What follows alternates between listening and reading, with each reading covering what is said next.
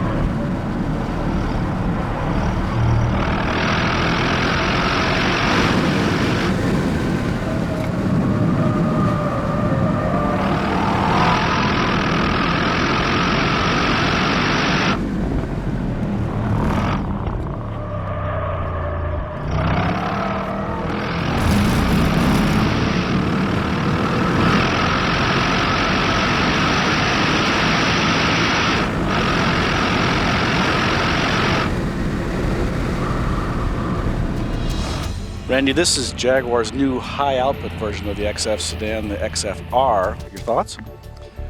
Surprisingly powerful. I didn't expect that. I think I'd forgotten it was 500 horse. It reminded me as soon as I pulled out. So I really enjoyed the engine. Very powerful at all rev ranges. A lot of fun there. I liked the seats immediately, felt good, and they were supportive on the track as well. The handling to me was inconsistent.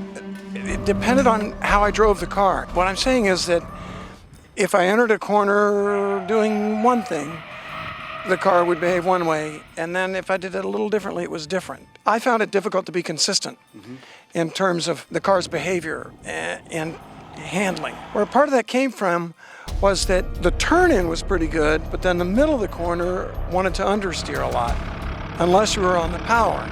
And that could pretty quickly transition back to oversteer again. So the handling was changeable. And I didn't always know what was going to happen when I turned the wheel entering a corner. In terms of power oversteer, that part was fun. It actually was kind of a fingertip car. It could be balanced in power oversteer, which of course is a pretty radical way to drive a car, but it's also the most fun way to drive a car on Earth. And it could be balanced pretty easily with just fingertips, which is kind of a good feeling, as opposed to white knuckle, which some of these cars were. Once I was back to power, I felt pretty good about what the car was going to do. But before that is where I felt the inconsistencies. Now, I don't think it's quite ready for prime time yet. I think it could be more on rails. In other words, a car that's on rail is consistent. You enter a corner, you don't have to think about it a lot. You just crank the wheel and away you go. With the Jaguar, you got to think about it. You got to be a little careful because you get a little bit something different each time.